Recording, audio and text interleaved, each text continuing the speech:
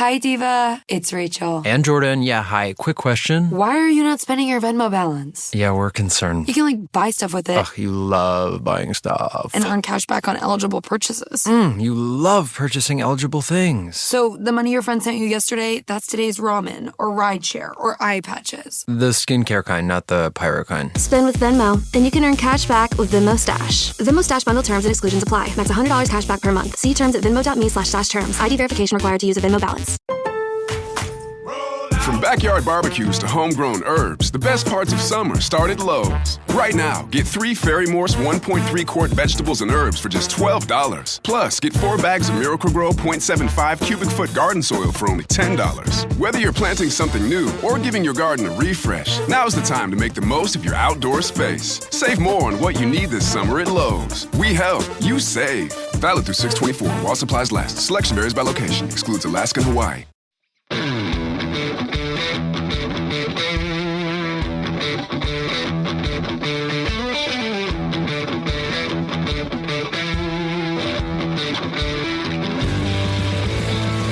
Welcome to the Fantasy Footballers DFS and Betting Podcast with your hosts, Kyle Borganoni and Matthew Betz.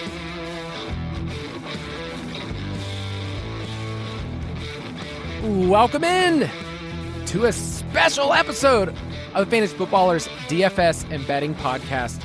I'm your host, Kyle Borganoni, and I'm joined as always by Matthew. He's live, Betz. Let's go, baby. Let's go. It is time to, come on. We're not gambling here, Kyle. We're investing. We're going to invest in our kids' future with this huge, massive entry live draft underdog with the FootClan. It's going to be great. Can't wait to steal everybody's lunch money. Unfortunately, you do get your 2 minutes of fame here if you want to dunk on people, because you did win this league last year. I sadly did not. I don't think we've done this in a handful of years. I don't think I've ever cashed in this draft. So for whatever reason, the vibes have been bad in the draft that we're about to do with the FootClan, but hopefully this is my year. We are about to do a live draft, which is funny for a podcast that comes out on Friday, but we're drafting live with our Discord. You better not be driving. Don't drive and draft. Drive, draft, and record, man. Those are the 3 things that I try to do all the time. Yeah, I had a good little run last year, and I try to do this when I happen to win a league. I'll do this for one of my home leagues this year. I got to give it up to the players, man. I clicked, and did I click Marshawn Lloyd in round 17? I did. That didn't really help the squad, but yeah, I was really fortunate looking back because I was like, I have no memory of who was on this team. Puka, JSN. I could have just logged out there. Beautiful. And then my quarterbacks were May, Stafford, Darnold. Beautiful. Tyler Warren was in there. That's a squad right there. Don't look at my running backs, because apparently they didn't matter at all. So, yeah, we're about to hop in a live draft with members of our Discord. If you want to get in on that, that's ballersdiscord.com. And everybody that is a Ultimate FootClan member, everybody that has the UDK Plus, we have different channels that you can access what we get to do, talk about strategy, and kind of go from there. So that's where we're posting that. I do have an announcement before we go live, because speaking of live, I don't have the horn. Dang it. Where's it? That's not bad. I feel like for our show, I could use this one. Buttlicker, our prices have never been lower. We do have a live show, the Fantasy Footballers Live Megala Show, which is presented by SiriusXM, sponsored by GMC and PetSmart. Friday, August 28th in Phoenix at the Van Buren. We're trying to get the whole crew together. And I know that you're going to be going, Betz. I'm trying to convince my wife to basically let me take 2 trips to Phoenix in a span of 2 weeks. And we want you guys to be there too. If Emma doesn't let you go, this is for work. This is a work trip, Kyle. We're there on business, okay? So if she doesn't respect... The bosses are on me. If she doesn't respect the business, come on. Yes, I will be there. I've already committed. I've booked a plane ticket. Hopefully Kyle can commit as well. I'm excited to see everybody there. It should be a great event. I know the guys are super excited about it, being in Phoenix, the home city, hometown. Boys out there, so it should be a great show. Hopefully y'all can join us. It should be a great time in August, right before the season kicks off. It's a great way to kind of wrap up summer and look ahead to the season. Yeah, the behind the scenes stuff of the live show is really fun because we have certain segments that we do, certain things that we lead up to it, but we have some special things in store this year that I feel like you'll put it this way. you will want to tell people you were at the show, that you participated in the show, that you were there when things changed for the footballers. This might be a once-in-a-lifetime experience. We do have some big, so we have the Megala show, and then we do have episode 2000 coming up in October. That's wild. So, I know. There's a lot of good stuff, but ballerslive.com, if you want to get your tickets, I actually just looked at the ticket list on Ticketmaster, and we have another channel we're talking about it. Like, they're getting bought up. The front couple rows are just out. But a couple years ago, we did a live show in Phoenix, and I met a couple people that I'd only ever known online. Like we had DM'd or just kind of like, and it was like great getting to meet people face to face. I even got a couple of drinks bought for me. So that's really what I'm trying to say. Kyle's just trying to get everybody out there to buy him a few Don Julios at Chili's, which, Kyle, if you can come to this event. Done. Call it a done deal. We have to obviously get a reservation because it's so hard to get in there. When we book our reservation, we would love to grab some Don Julio bars with the FootClan and with the listeners of this show. So, hey, if you're out there, DMs are open. Let Kyle and I know. We're in Discord. Let us know. We'll go to Chili's together and grab a Don Julio. That'll be the deciding factor for my wife to let me. She goes, "Oh, so you're going for work?" Yes. But there's this special dinner we're doing with some of our members, and I need to be there at a local Tex-Mex restaurant. Yeah, a little neighborhood, place. So ballerslive.com. Instead of us farting around, doing a quick question, everything else, I think what we're going to do is I'm going to post this link, and I just want to see how people respond. Because they're going to fight, they're going to claw, they're going to get mad at it, but you know what? Let's just go for it. Best Ball Bonanza. We have a live draft in front of us, and if you were there on Discord, you probably saw somebody drop in a link of a slow draft, but this one we're going to be talking about on this podcast, it's going to be moving quite quickly. Am I right? Kyle he's one of the olds on staff, still trying to figure out how technology works. He did accidentally set up a slow draft for the first one, and we may have had people fill it. So we will now be drafting 2 teams against the FootClan. This one, though, for the show is a fast draft. Yeah, that was actually on purpose to get more entries, so I dig that. I drew the 9th pick. Kyle is at where are you, Kyle? 10th pick. 10th. That is not good for a podcast. We're going to have to recap our picks in the following rounds after we select. Yes. Yeah, and obviously you'll get to talk through who you wanted the 9. There will be some back and forth where you and I will get to talk about different turns and where we're going. It is interesting because the people that we usually draft against on here, I feel like are really, really smart. They know our rankings, they get everything, and man, it's a tough draw. Using our rankings bets, do you think that at the end of the day, people will go off of those a lot, where there's big discrepancies? I think they'll just be trying to snipe us. I think that's what everybody's goal is.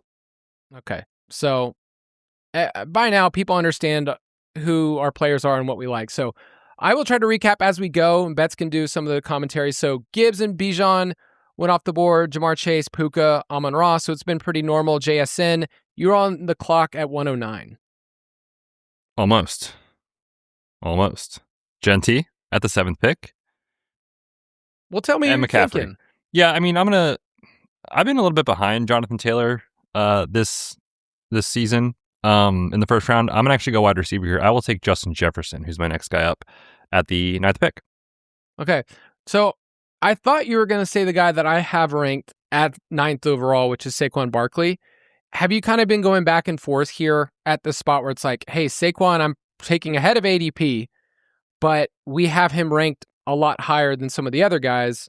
To me, it's like, I like both of those guys at the spot, but Saquon is somebody in these drafts. If I'm in a tournament, it's a little different, but in these drafts, I want to take him over any of these running backs here. Yeah, I would say more in tournament settings, I want a lot of Saquon exposure, but the nice thing is, if you're drafting a bunch of teams, you don't necessarily have to force it when you get into the 12th to 15th pick range, and he's on the board, I'm taking him, so I'm not necessarily reaching well ahead of ADP to snag him, but I do want to get a lot of Saquon exposure.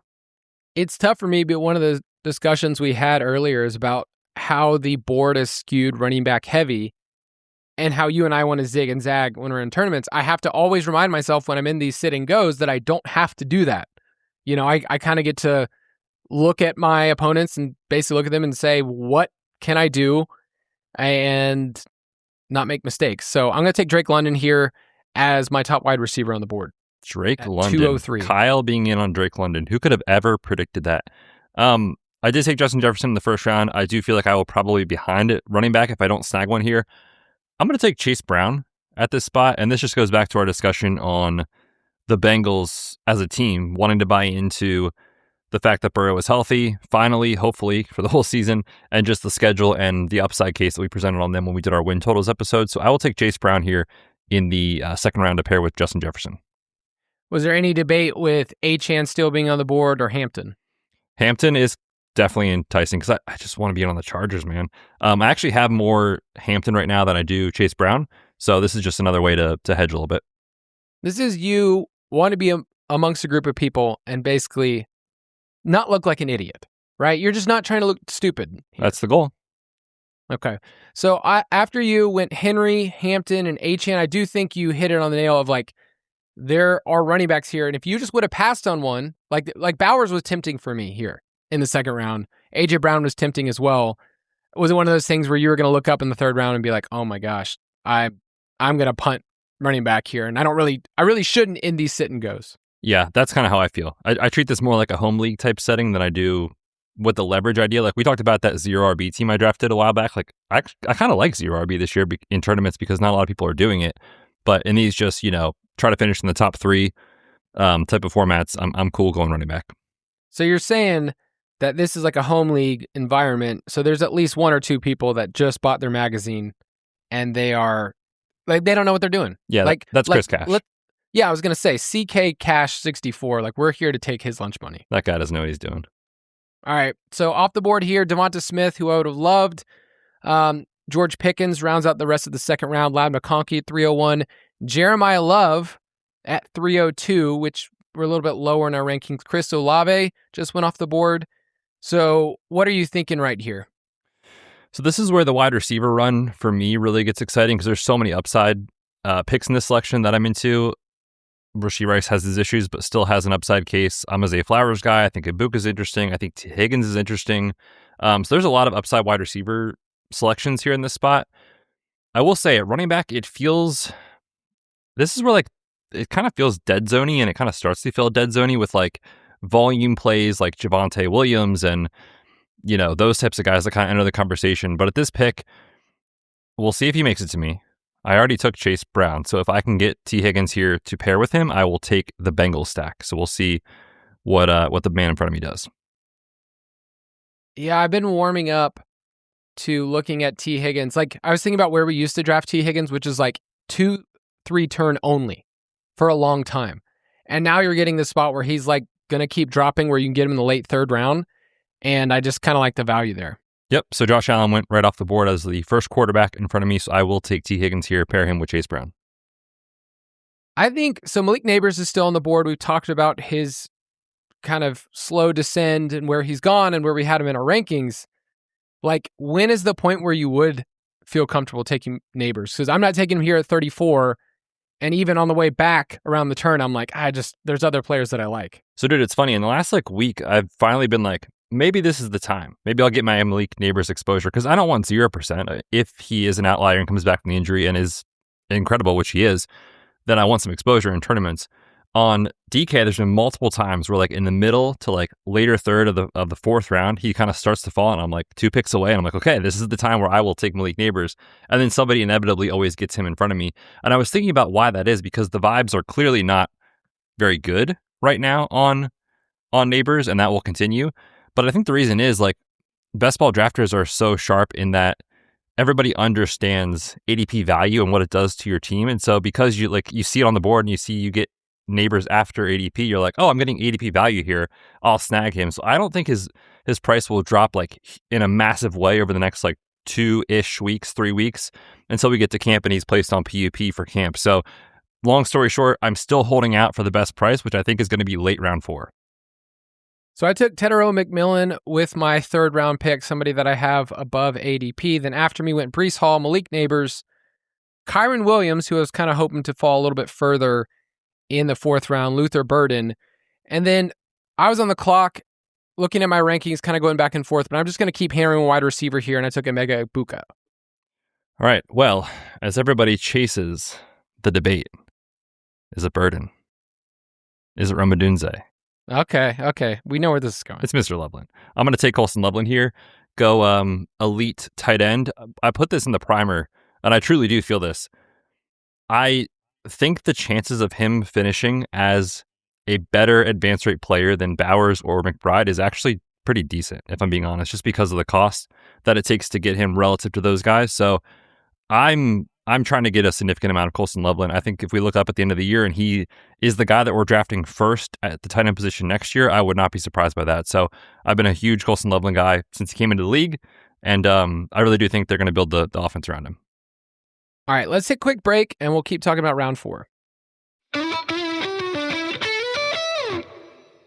Comcast is delivering extraordinary experiences in live sports through the incredible broadcast and storytelling from NBC, innovative and personalized viewing features on Xfinity and Peacock, and the country's most reliable Wi-Fi. Viewers can enjoy every game-changing play faster and more seamlessly than ever, all on a network built to deliver unforgettable moments as close to live as possible. The ultimate experience for the American sports fan. Learn more at ComcastCorporation.com/sports. Having the right people in your corner for life's biggest milestones makes all the difference. Like a friend who's there when you're house hunting or checking out a new ride. State Farm is there too, helping you choose the coverage you need. With a State Farm agent, you know someone is there to help you along the way. And with so many coverage options, it's nice knowing you have help choosing a plan that fits your needs, so you can continue celebrating all of life's milestones. Head to statefarm.com to get a quote. Like a good neighbor, State Farm is there.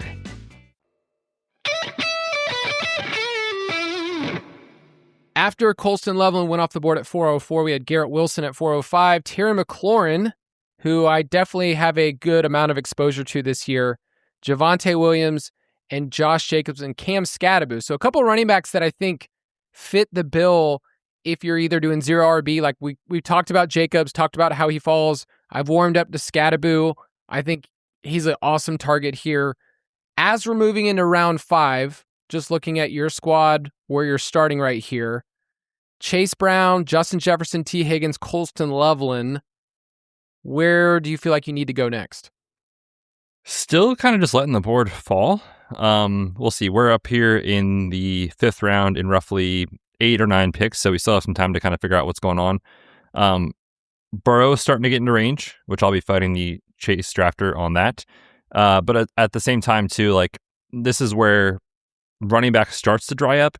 I want to be careful about this, though, in totality, not just in this draft, but in general. This range of running back, this is where it feels like everybody is pushing running backs up because of the last 2 years. And are these guys good bets? I don't know. I think they're okay bets. I think they're okay bets because you need running back. But at the same time, this is what I was saying, like the dead zone-y type profiles. Like David Montgomery feels kind of dead zone-y this year, doesn't he? Where it's like he projects for all the volume, but was kind of phased out. So you can talk yourself in and out of some of the players in this range, but in general, I don't love this running back range. So this might be a hero RB team. We'll see how the board falls. All right, got to give a shout out to Gobbler, who's at the 1 spot. Just took Mike Evans at 49, which is where I have him ranked ahead of ADP. And I was like, oh man, maybe he'll get to fall. But I do like Mike Evans in this type of half PPR format. Henderson went off the board, Montgomery, Judkins. So we're seeing a little bit of run on the running backs. You were talking about Christian Watson. Thank you, because I don't even want to have to think about him. I wish you would have had to take him. In best ball, I can feel really good about it. That's the thing. It's like, I can't really argue with somebody taking Christian Watson here. Devontae Adams, Baishal Tootin, who I was also looking at, would maybe fall. And now you're on the board after DJ Moore. All right. I noted that some of the some of the running back concerns here to me are kind of real. I think Bucky's kind of a buy right now. This is a player obviously who struggled a lot last year. Seems like a vibe. Injuries obviously were a huge issue. You can get Bucky sometimes in the 6th round, so perhaps I don't even have to take him here, but I'm going to. He's already past ADP. It does feel like a player that I wanted to be underweight on, but now he falls so much that I'm just like, if there's a bounce back here, how bad could it be? So I have taken a little bit more Bucky than I thought I would. So one of my dilemmas that I have for my team so far is I look at my wide receivers, London, McMillan, Igbuka, and all of the quarterbacks with those guys, I would just wait till later, right? Like if I'm going to stack them up. I don't really love the pairings that I have with this team. Like and so basically I'm trying to look at the quarterbacks on the board. They're kind of getting pushed down right now. So I'm going to wait on quarterback Lamar, Burrow, Jaden Daniels, Drake May. Like I like all those quarterbacks and I can kind of wait on. So I took my top wide receiver that I had on the board, Rome Odunze, who I have ahead of Burden. And maybe that'll open up an opportunity. I know you and I will probably battle it out for some Caleb Williams stacking, but the wide receivers in this range, Odunze, BTJ, Carnell Tate, Jordan Tyson, like I'm down with all of those guys. I like them a lot. And instead of taking Colston Loveland last round, I get to wait around and take another tight end that these two will forever be entwined, won't they? These two together, Loveland and Warren? Yes. Yeah, they will be. And their careers will be compared, and it'll be fun to go back and forth. And there'll probably be a season where Warren has a better year, and then there'll be a year where Loveland is better. And I think, this is the future of the tight end, in my opinion, is these two guys. In a tournament setting, I might not select Lamar Jackson in this spot because you're drafting against so many teams that have a Lamar Zay team or Lamar and Derrick Henry early on. But like Lamar in the mid-6th round, almost 10 spots past ADP, in just a 12-person league, I'm going to do it. So I'm going to take Lamar. And you know, Kyle, our boy, Mark Andrews, will be waiting for me later. I was very tempted to take quarterback in this spot. You know, Lamar got pushed a little bit further than where he usually does. You could have stacked up Burrow. I really hope Jaden Daniels makes it back to me, but I'm looking at a Terry McLaurin team and saying, okay, they're going to push the room as well.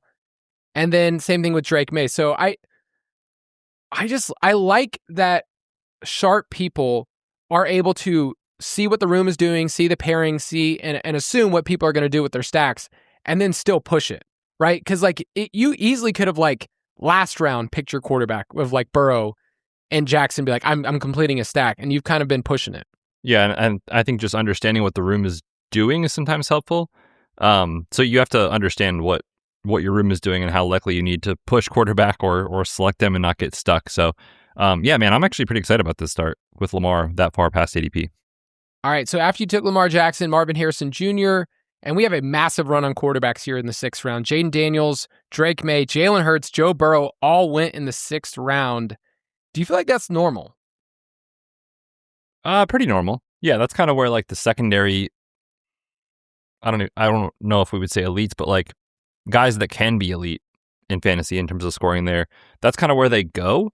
And I think that's why people are arguing against Josh Allen and the early 3rd, and sometimes on DraftKings they'll go late 2nd. It's just that you can get those guys, sometimes 3 rounds later, maybe even 4 rounds later, and that's super appealing when you compare the cost to an elite guy like Josh Allen, who, if we look up at the end of the year and Lamar outscores him or something, no one would be shocked by that, right? So I do like that bucket where it's May, Hurts, Burrow. I think those guys are all good. Man, even right after that, Caleb Williams, Justin Herbert, I can tell right now that I'm going to have a dirty, dirty quarterback room. It's going to be a 3-quarterback build. It's going to be dirty. I don't love getting to this point in my draft and then getting nervous about what are the backdoor stacks that I need to accomplish. Why are you so nervous, dude? So 1, 2, 3, 4, 5, 6, 7 quarterbacks went in the same round. Kyle, do not draft scared. Come on. No. I draft scared with my rankings in front of me. He's so terrified. Kyle's shooketh from entering a slow draft by accident. I actually did not like that. That was not good for the... I'm going to look at my Whoop later, and there's definitely going to be a moment where my stress level just shot through the roof. Your heart rate spikes to 120. You are in the 7th round, 709. Where are you looking? Yes, I already have Justin Jefferson. I am considering a Jordan Addison addition to the team here. Maybe set up a Kyler team later. And of course, Jordan Addison goes. Okay, so my pivot plan is going to be betting on the Bucks. I'm going to actually take Chris Godwin, who it's a little ahead of ADP, but again, when we talk best ball, we generally say bet on teams instead of necessarily isolated player takes. And so I think the Bucks can bounce back this year. So I will take Godwin, pair him with Bucky Irving. you didn't want to leave Godwin for me because I'm also betting on the Bucks. Who do you have? With Ibuka on my team. Oh, you have Ibuka. Yep, that makes sense. So, suck it. Gosh, man. I don't love this range. I don't really need the quarterbacks here. Trevor Lawrence, Dak Prescott, Patrick Mahomes. The running backs, this is something we talked about on the podcast a lot. Like, oh man, I can go to town with Tony Pollard and RJ Harvey and Rico Dowdle. It's just, I feel like one of those guys will be there at the next round. I do have a player that I want to buy into this offense, and I think they're an every down player. So I'm just going to keep going. I feel like I've been on the Quentin Johnson train the last 2 or 3 years in best ball. And so I have 5 wide receivers so far: Drake London, Tedero McMillan, Emeka Egbuka, Rome Odunze, and Quentin Johnston. I feel like I like my wide receiver room so far. Yeah, Huge is, he's rising quite a bit, actually. I was just in a DK draft this morning. He went in the 70s over there, which is well ahead of his ADP. So I think the hype and excitement on the Chargers will continue to grow. And as people kind of maybe see Ladd limited with the hamstring, he'll keep getting some hype. So looking a little bit further, I'm looking at teams that I'm betting on, and I'm pretty spread out in my exposure, but I'm just trying to make the best picks based on a 12-person room and based on this roster construction. So I'm already betting a little bit on the Bears. I'm going to go with Kyle Monangai, who's not really my favorite running back to take here. But if I go down the board, RJ Harvey's basically off my board and has been for 2 years, and Betz is laughing. We've talked a lot about Monangai and how he's overpriced, overpriced because running back prices are pushed up. And like, look, if Swift gets hurt in the first week of the season, Monangai will be great. But like, relative to where Swift goes and Monangai goes, 3 or 4 rounds later, it just seems a little overpriced.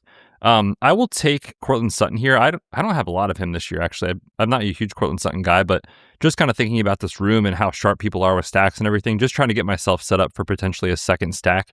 I know Bo Nix sometimes falls given the minor ankle concern, so I'll just set up Courtland Sutton here in case I need another backdoor quarterback stack. All right, so I'm going to zoom out a little bit and just kind of see what the room is doing. What's everybody doing so far? And so far, everybody has a quarterback except for me and B-Balla 40. So that's classic B-Balla, man. Let me tell you what. And then we just had our 5th tight end go off the board, Tucker Kraft. So those are the onesies position. I use that for redraft terms, but those are the ones that I'm kind of looking at the room and saying there will be those that get picked in the next couple rounds. Like I like Sam Laporta as a target. If you're betting on the Lions, I'm totally fine with that where he goes in his ADP. Harold Fannin has dropped a ton. He's outside the top 100 right now. So I think that there's some tight end value in this spot if people can scoop them. If we have people that are smart here, and I don't know. So far, they're just telling me they're average at best. What's interesting is Dak has fallen. He's 80th overall is his ADP. We're in the 90s. He's still on the board. I don't see that often at all. Yeah, we have trashed Dak on this podcast. Do you think maybe that's part of it? I don't know, man. There's always a Javonte team. There's always a CD team. There's always a Pickens team. I'm surprised he's still there. Yeah, we're heading into the 9th round. Dak's ADP is 79.6, so he's fallen almost 20 picks at this point. And are you tempted to take him if he keeps falling? Kind of am. I mean, obviously in a tournament where it's like you're competing against thousands and thousands of teams, maybe not, but in this spot where it's less about those 99th percentile outcomes, that ADP value is massive. So we'll see. I have him at 85th overall. You have him at 87th. So, we're about 6 or 7 spots behind ADP. And it is one of those things when you go through the rankings, you start building out your team, and then you have these kind of moments where you're like, well, I didn't plan on this guy just sitting there for 20 plus picks and nobody's doing anything. So it's possible. It's possible that you could do it. And he just went off the board. Finally, there he goes. All right, 9th round, Dak Prescott just went. Mahomes just went too. What are you thinking at the 909? Yeah, at this spot, it's kind of in the range where it's a solid quarterback bucket. I am the Justin Jefferson team, so Kyler's interesting. He's got a different bye week than Lamar. Okay, Kyler just went. Never mind. I mentioned setting up the Bo Nix stack with Courtland Sutton. That's also in play. I'm the potential Baker Mayfield team. I know you are too, so we'll see on that. But Bo Nix is interesting here as a potential stacking partner with Courtland Sutton. So we'll see.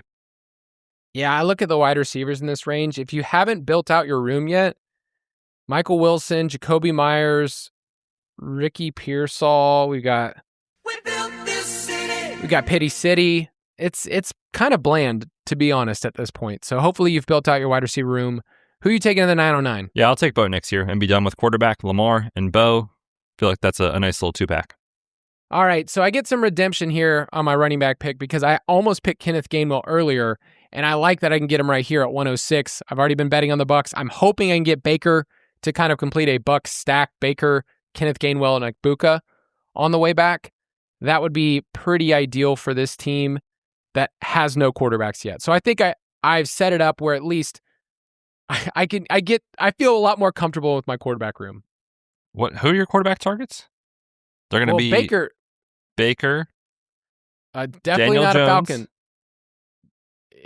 I'm telling you, brother, it's pretty rough once you start missing on some of these targets here. Yeah, this is a good example, and your team might still be good. Like, obviously, some late round guys could work out, but it's like you look at that quarterback window, right, from like round 7 to like round 10. Yep. If you miss out, depending on your room, you can get absolutely just buried and be stuck with gross names at quarterback. So this Kyle's example is a good example of what can happen, and we'll see how it works out. Yeah, I'm glad you said it's not one of those like what you shouldn't do kind of things. I would personally never do this. Could you imagine? No, I actually had a draft like this that happened yesterday, and the team worked out okay, but it was some nasty boys. You know, it was Daniel Jones, Cam Ward, and I think it was Aaron Rodgers' team, like just the grossest names you can think of.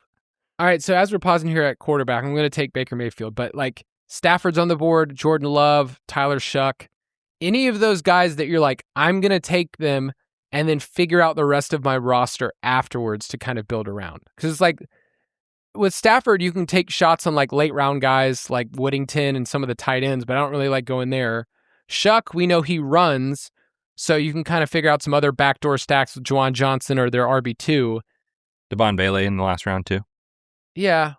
I think I took Baker, but I think Love, because he spreads the ball around so much, like I'm okay. And then you can just tag on Marshawn Lloyd again. That's obviously what you want to do. I'm not considering quarterback, obviously, because I've invested in Lamar and Bo Nix already. But at this point, I'm going to take Aaron Jones as my RB3. I kind of like what I'm doing here. I got Chase Brown and T. Higgins, Bucky and Chris Godwin, Aaron Jones, Justin Jefferson. So I'm betting on offenses here and just hoping those are the offenses you need this year. Do you wish you would have had Kyler? If you had had Kyler on the board, would you have taken him over Bo Nix? I would have, yeah. Okay. Yeah, I think I am too at this point. I am warming up. I think I was very not kind to Bo Nix last offseason, saying he would repeat. He did repeat in his fantasy finish, and yet, like, over the course of the season, it was pretty rough for Bo Nix and where he had to take him. So we are here in the 10th round. After Aaron Jones went George Kittle, Ja'Cory Krosky-Merritt, Jordan Love, and Tyler Shuck. So I was hoping that one of those guys would fall to me. I was kind of interested in getting one of those guys, but that's not going to work. Hey, Mark Andrews is still on the board for you, though. Oh, brother, he's already in the queue. As is your guy, Kyle Pitts. Never been my guy, but my entire family does have Kyle Pitts jerseys somehow, some way. Did you buy those? I did. Oh, Kyle, you're a huge fan, dude. You love the guy. You know, when you draft a player 4th overall, you go, man, this is going to be a good investment. It was not. I wasn't delusional thinking that he would be great. I just wanted him to be great. No, totally. You definitely just didn't buy all your kids' jerseys and get them signed and have a Kyle Pitts, picture on the wall. That's definitely not you. Truman, my son, it's his birthday this weekend, and he's like asked for every single random baseball player that you could ever think of to get a jersey. And one he asked for, and I said, you're not allowed to have this, is he asked for Trey Turner of the Phillies. Said, no, sorry, son. He's struggling at the plate right now. Yeah, he's not doing so hot. So, 11th round, how's your team built out so far? 2 quarterbacks, 3 running backs, 4 wide receivers, and then Mr. Loveland at tight end. Kyle Pitts is a huge ADP value here in all seriousness, so he would be intriguing, but my hope is that Mark Andrews falls. I can be done at tight end and complete the Lamar stack. So that's the tentative plan. We'll see if the board gives that to me. We just had Jordan Mason go, Romeo Doubs, Travis Kelce. So we'll see what happens here next. Yeah, I feel like my running back room so far is Saquon, Kyle Monangai, Kenneth Gainwell. I feel okay in that. I'm going to have to probably build it out to 5, maybe 6. At tight end, I'm just going to take one other tight end because Tyler Warren's the man, and I'll probably have to go with 3 quarterbacks. So I think that's what I'm trying to figure out in these spots. Like if Kyle Pitts, who goes off the board, he's gone, I won't take him. But the 2 players I'm looking at is Malik Willis, so one of the quarterbacks that nobody's stacking him, and we know he runs, or Jalen Coker, and I just keep going with the Panthers and figure it out with Bryce Young. Do you really want to figure it out with Bryce Young? I mean, if he's my third quarterback, I can live. I do like if you feel like you're behind on upside at quarterback. I mean, this is the archetype that we've been betting on in this range of the draft for the last handful of seasons, and not every player is going to work out, of course, but this is the range that I like to take those upside swings on the elite potential of a rushing quarterback. And look, like nobody knows how it's going to go right with Malik Willis, but just in the sample size of when he has been under center and his rushing numbers, they have the potential to be a difference maker for fantasy. So if you are behind, I don't mind him in this range. I've actually taken him more than I thought I would. I have him Mark Andrews ranked... did fall, by the way, so the Lamar stack is complete. Okay, well, I'm happy for you. For the 9th year in a row, the Lamar stack is complete with Mark Andrews. I mean, there's going to be somebody that's going to trash me for this pick because I have Malik Willis ranked as my 131st player, and I just took him at pick 130. So I was reaching. What a reach. But hey, you got to get your guys. He's definitely not my guy. He is. Now, because I know you are not stacking Dolphins, who would you, I mean, other than like Greg D and some Chris Bell and Malik Washington, like I'm not reaching anywhere else. I honestly don't think you have to stack them. Like, if I'm saying in a tournament, I wasn't even. I think even in a tournament, like if you want to, I'm fine with Greg Dulcich as your third guy.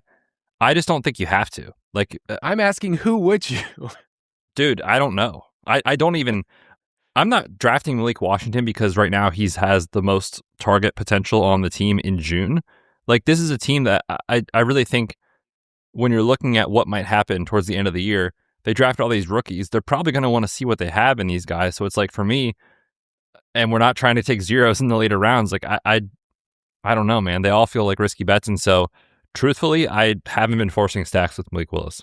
I've only been taking some late Greg D, if I'm honest. Yeah. And then I think I've taken Chris Bell a time or two. I just waited and took a player that I have ranked at 134. I got him at 135. So that really canceled out. The one before I was reaching by a spot. This one, value. What value for Isaiah Pacheco, somebody that I have talked about a lot on this podcast. Yeah, I actually had him in the queue as well. I'm going to take Tyron Tracy. It's kind of gross, but that was the other name. As an RB4 in this range, I'm fine with that. I think Scadaboo's health is trending in a good direction, but this is a team that until Malik Neighbors is back, and even when Malik Neighbors is back, I think they're going to try to run the football. So I think there'll be enough carries to go around for both Tracy and Scadaboo, and obviously the upside case for both guys if the other one goes down is pretty decent. So I'll take Tracy here as the 4th running back. All right, so I'm going to do this task at this point in the draft. We are through mid-12th round, and I want you to kind of zoom out and see what teams are doing. And everyone loves this because if they're drafting here, they're going to hear later, we give them a shout out. But I want you to find me a team that you're like, hey, I like what they're doing. Okay, we're not going to trash anybody here. I'll trash the fantasy PT if I need to. But look around, find a team that you're like, hey, I like what they did here. I like the start. We'll see how it ends. But when you get a second, find me a team. Off the board, after you went Rashid Shaheed, who I do think is an interesting target in tournaments if you're stacking up Seahawks. Travis Hunter, who I have to confess, I have taken 0 Travis Hunter this year. I've only taken him when he's well past ADP and I need wide receiver. Perhaps that's being too short-sighted because there is still an upside case, right? Like this guy was drafted 2nd overall. People thought he was a unicorn coming out. It was starting to happen before the injury, and now we have just the complete unknown of how the targets are going to go in Jacksonville. So I should probably mix him in a little bit more, maybe get up to like 6% or something like that. I think I've got like 3% right now. Oh, I want to stay like below 3%. In the negatives? Yeah, I want someone to come to me later and say, hey, we're really sorry. Here's your refund. You didn't take any Travis Hunter.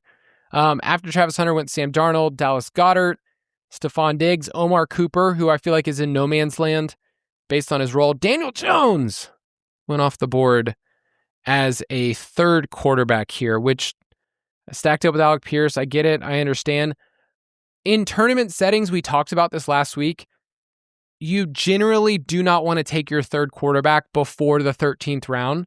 But in this draft, which is only the 12 of us, I'm kind of noticing this tier of quarterback kind of pushed up a little bit. Yeah, for sure. The quarterbacks fell early. Now this kind of second and third grouping, well, actually be like more third, fourth grouping, is now pushed up. So it's kind of an interesting dynamic. I actually see that quite a bit in drafts. Okay. Any teams that stand out to you so far?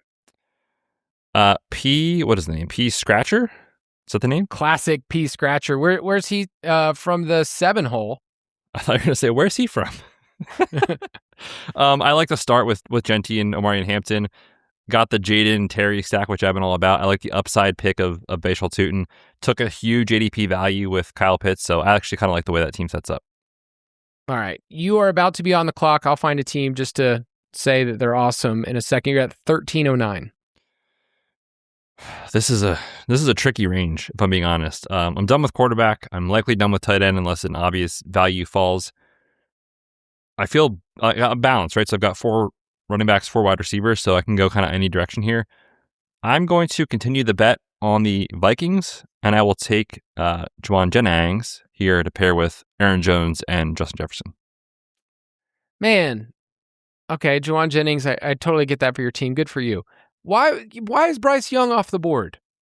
Somebody that I've talked about for a while. It's like I could complete a stack. Like I feel like he really could have helped my squad. That was the Josh Allen team who apparently got boxed out at quarterback because they do not have a single other Panther, which means they were on the, oh no, there are none left. I need a quarterback.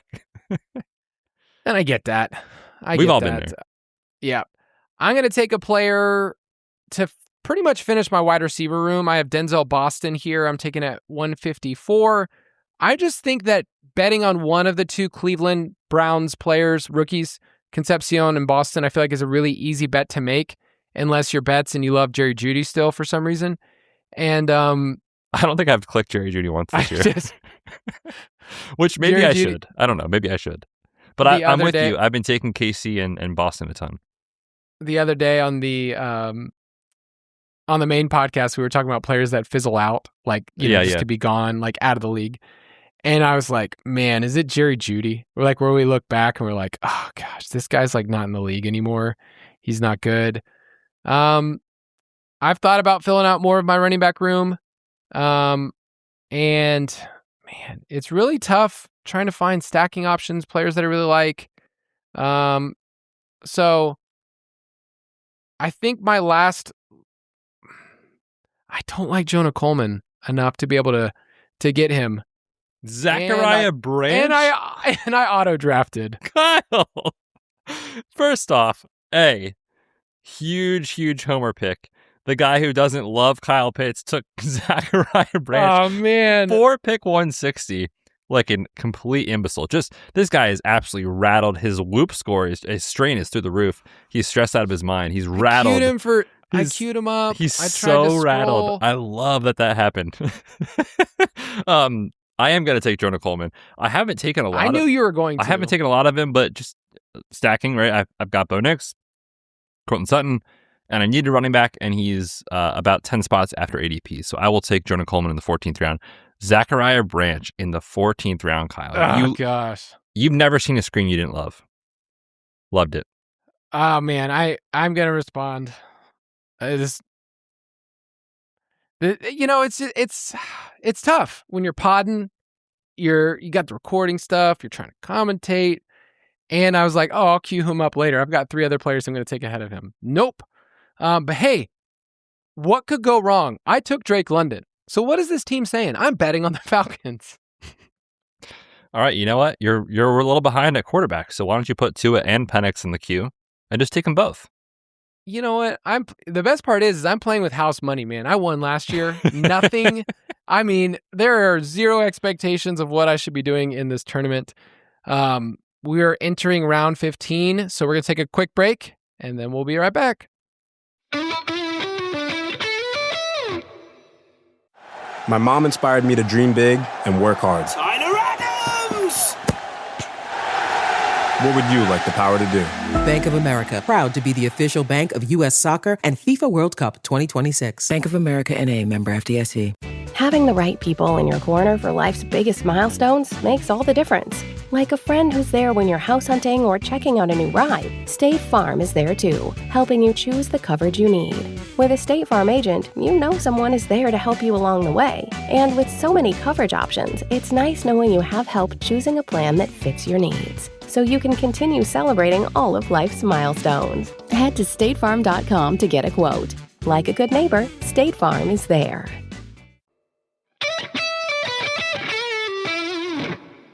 Absolute farts, man. That's what happens. So, anyway, don't make me take Brian Robinson right here. Dude, you are a huge Falcons guy. What are you going to do next? What's Kyle going to do next? This is the fun part of the show. What's Kyle going to do next? I do need to build out my running back room, but like we've talked about this, there's a range of guys, Nicholas Singleton, Emmett Johnson, Mike Washington, Katron Allen. These are all day 3 running backs that like we're guessing what their role is. So I think if I'm looking for like upside in a tournament, there's names further down that I could go to. Jordan James, Marshawn Lloyd, Kalen Black. Like those are the names that like I would shoot the moon for.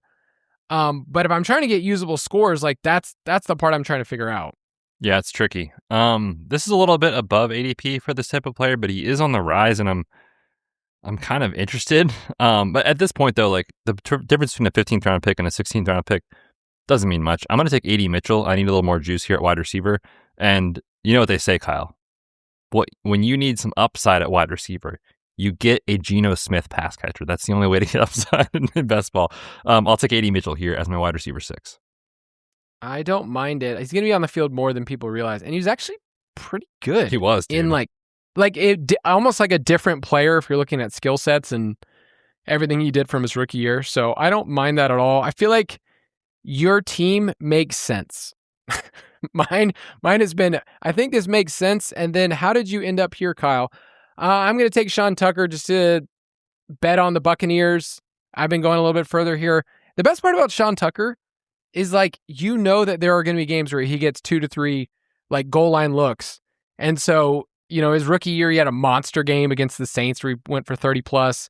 He had 2 of those past years. So your team is betting on Bucky. I am betting on Bucky against Bucky, essentially. This is basically a 1v1. And it really comes down to which of us might be a little bit smarter. As I go a little bit further, I have a player queued up just so that you can, back up a little bit.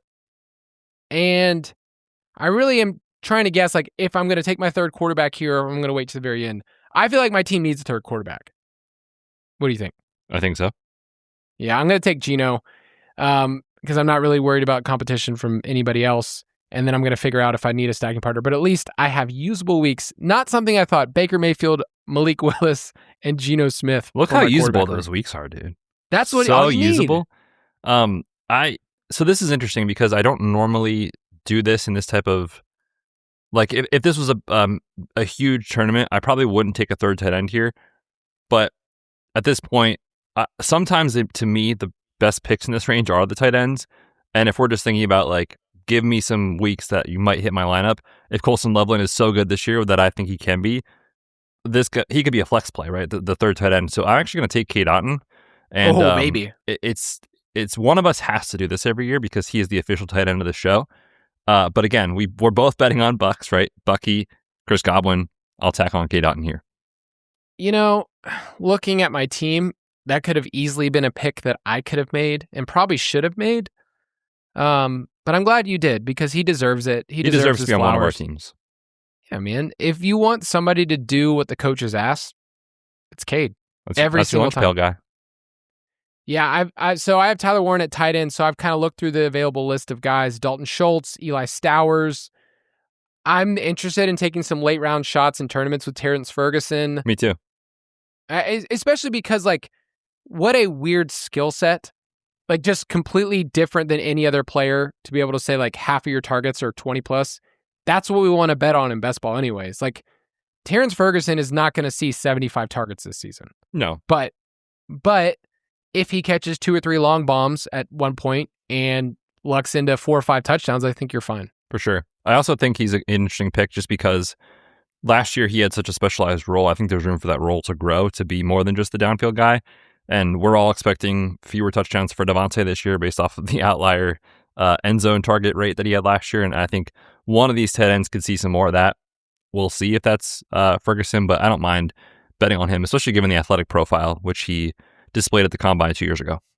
Yeah, I have Stowers and Ferguson queued up, which is really not my favorite way to attack tight end, but I think I prefer them more in a tournament setting. But with Tyler Warren, I'm fine just punting my second tight end position and just kind of moving on from there. Looking at my build so far, I'm 3-5-7-1, so I'll have a second tight end. I probably need one more running back to throw in there at some point, and then that'll be it for the end. Who have been your late round running back targets? Like if we're talking 16th to 18th round. We talked about waiting on the 49ers guys, but I still feel comfortable taking one of them and just taking shots in tournaments if you want to do that. I used to say Emmanuel Wilson, and now I don't really know what to do with him. Now I don't say that. I liked him on Claiborne as a really large tournament play, but it gets rough, man. It gets really rough, yeah. I don't like taking those running backs that just went off the board. Katron Allen, Mike Washington, those are probably some of my least favorite ones to take late. I don't mind Katron, obviously because he went to Penn State. Obviously. But in all seriousness, even if Bill is serviceable this year and Rachaad White has his role, it's possible that Katron Allen is just the goal line. He's basically the same bet in some ways as Sean Tucker, where I think Tucker's more talented. But the argument right now for drafters when they take Tucker is saying, he could have the goal line role. And what if he just scores 6 or 7 touchdowns and he could hit your lineup? It's Katron Allen could do the exact same thing. So I don't mind him as I need running back and I'm kind of out of options. I don't mind him, especially if it's a Washington team. So I'm cool with it.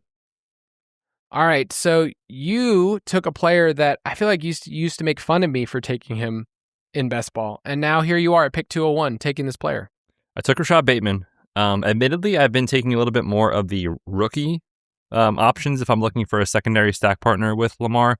I've been taking a lot more Elijah Surratt than Bateman and a little Jacoby Lane. But this is just a way to hedge a little bit and just take some Bateman in case you're right that he is the best receiver in the world. All right. I took Eli Stowers at 202, so this draft is coming to an end. And then I'm going to queue up a couple running backs and just go to town. I mean, is it Marshawn Lloyd? Am I going to take Marshawn Lloyd for the second year in a row, which was a winning strategy last year? You have to do it. You think for the chat? Yeah, you have to do it. I kind of want to take Jordan James, though, who you are probably going to take. So I don't really trust you. I'm not taking Jordan James. Okay. Well, I am because I will. You thought that I would do this. You thought that I would take Marshawn Lloyd. I faked. I want you to think that I was faking. You taking Marshawn Lloyd? Jordan. No, I took Jordan James. Okay.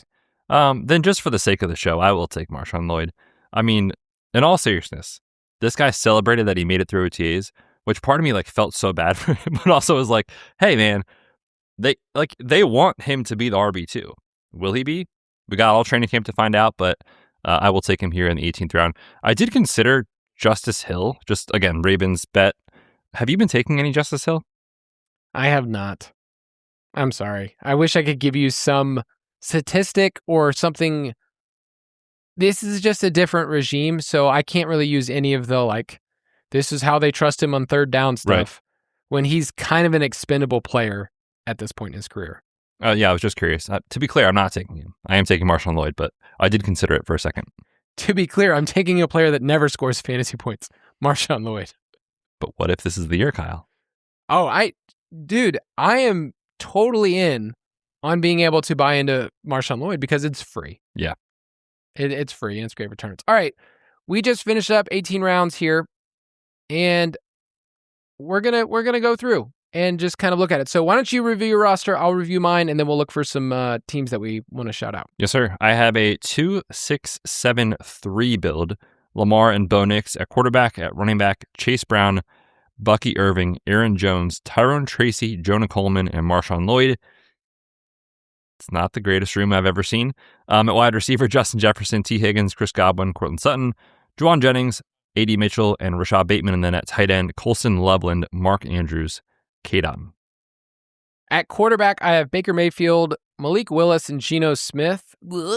At running back, Saquon Barkley, Kyle Monangai, Kenneth Gainwell, which I felt like I was very happy to get him there, Isaiah Pacheco, Sean Tucker, and Jordan James. So 6 running backs. I have 7 wide receivers, Drake London, Tedero McMillan, Emeka Egbuka, Rome Odunze, Quentin Johnson, Denzel Boston, and auto-drafted Zachariah Branch. Welcome to the squad.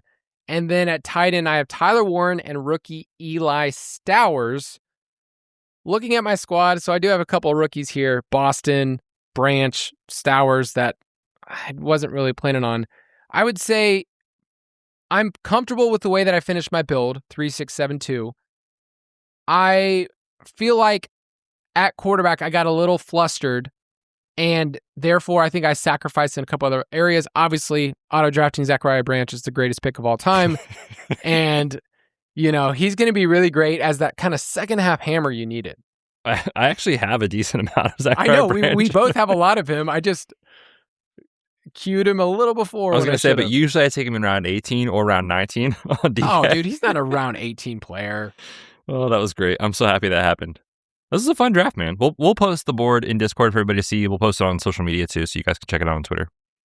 All right. Any other names you want to shout out before we close? Round 18 was interesting. I feel like our crew got off the board. Jalen Noel, Darnell Washington, Jordan James, Marshawn Lloyd. That was these 2 idiots. Xavier Legette, Jerry Jeudy, Slayton, Malachi Fields, Cooper Kupp, Justice Hill, to our boy Chris Cash, Devon Bailey, and Theo Johnson. I don't think I've seen Theo Johnson go in a single draft I've been in this year. Yeah, it is interesting. And it's interesting, like, in how people built out certain parts of their team. Like that team that took him, they have Laporta, Gadsden, and Johnson. I think I would have felt fine with 2 tight ends there. You're not trying to really shoot for the moon, but hey, I totally get it. The team right next to them, B-Baller, like their 2 tight ends make me scared. It's Hunter Henry and Dalton Schultz, and that's it. Yeah, so I'd certainly want a third one on that team. I think people saw you take Cade Otton, and they were just shooketh. Dude, anytime you have a chance to get our guy with the tape fingies, you have to do it. Do you feel like just recapping another part, the quarterback run that happened, let's say rounds 8 through 11 and 12, like that's where like there's a huge number, and a lot of people took their second and third quarterbacks. Do you feel like that was too condensed? Like, I just don't like taking my third quarterback that early usually. Generally speaking, I'm with you. At the same time, when you see that run happen and you are a team that potentially doesn't have at least one that you feel good about or 2, you almost kind of feel forced. Otherwise, you get in the situation where you're in and you're like, I guess I'm taking Geno Smith, which obviously we're not excited to do. So I understand it. But yeah, like the quarterback pricing to me this year is so weird because like Lamar fell, I think, too far. Like if we can get Lamar in the 60s, I'm taking that bet, right? When we can get Jaden Daniels and Jalen Hurts in like the mid 70s sometimes, I'm taking that bet, especially when you're comparing those picks to like, I don't know, Jordan Love and sometimes Tyler Shuck get pushed up into like the late 9th, early 10th. I'm just taking those elite upside bets. So I almost think the quarterback pricing is like inefficient for the elites and almost like way too pricey for the second and third tier type options. Yeah. I get it in a room like this when you see it happening. Like I understand the pivot towards it. I'm looking around in the room and I'm just saying to myself, like, are any of these people going to actually win? Like I just, I look around and I see some rosters that are really lacking in a lot of spots. Dude, what do you think about Sam's team? Sam White, the 2-4-10-2 build. Ripped off that what? Is 1, 2, 3, 4, 5, 6, 7 straight wide receivers to close it out. So, I mean, I can't argue against the start of Puka and Bowers. I think I almost took Bowers earlier. And then I think what I'm trying to figure out with the rest of the team is there's like a quantity at wide receiver that he's trying to figure out. So the last 7 rounds were all wide receivers that he's taken: Diggs, Trey Tucker, Ridley. And so like he really needs 2 of those guys to give him usable weeks. And I just have such a hard time when his wide receiver 2 is Worthy. That's just tough for me. And maybe just because I'm not a Worthy guy. You never have been. He's too slow for you. No, he is. And look at him in the NFL. Who could have told you? So we will make sure that we post this, talk about it, overanalyze it, and then we will check in throughout the year and make sure you guys win the money that you deposited towards me and Betz. Kyle is so ready for this to be over. He's shooketh. He's in shambles. He needs to regroup after this one. This was fun. Thank you all for drafting with us. Check the draft board out. We'll post it on Twitter. It is in Discord. Have some fun with it. Make fun of each other. That's what this is all about. And steal each other's money. Have a great week. We'll see you next week. Have a good one.